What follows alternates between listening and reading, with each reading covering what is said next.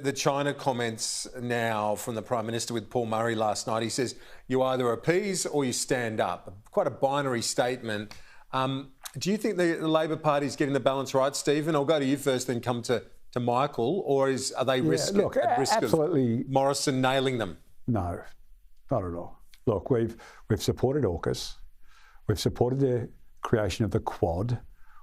Every policy position around China that's been put forward, Labor's supported. What the Prime Minister now is so desperate, he is prepared to just trash any potential rapport or relationship with China. And I'm a hardliner on China. They've got plenty to answer for.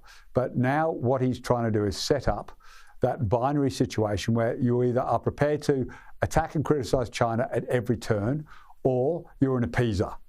I don't think the Australian public will fall for it. I don't think any thinking commentator will fall for it. The Prime Minister is now playing politics with one of our most significant and important relationships.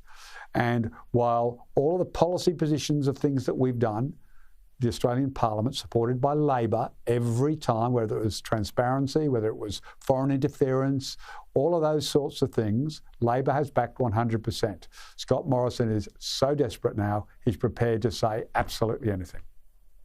Michael, I've got to say, and this is, beyond the politics of it, there's nothing really from the Labor position that you can see, OK, they're going to flip after the election and say, OK, everything's fine. I just couldn't see the likes of Richard Marles and others in the Labor front bench acceding to such an approach.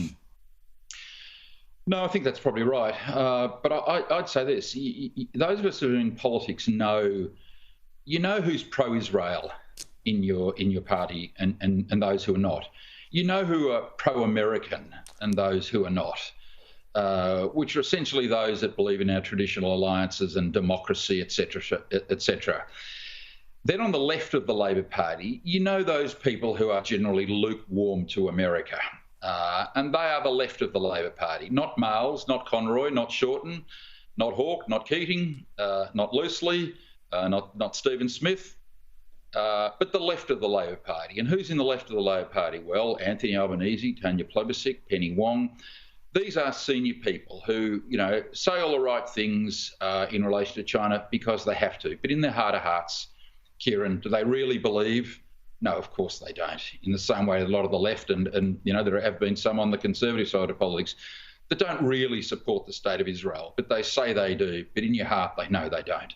So do I think Labor's most left-wing leader ever genuinely believes all the things he's saying on foreign policy? No, I don't, because that's never been the history of the hard left of the Labor Party. And quite frankly, it's never been Albanese's policy stand. He is at odds with the mainstream centre-right Labor position going back decades. Look, Michael would have said the exact same thing about Julia Gillard, who was from the left of the Labor Party. And Julia Gillard, when Prime Minister, absolutely strengthened the alliance. She expanded the American troop deployment rotation in Darwin.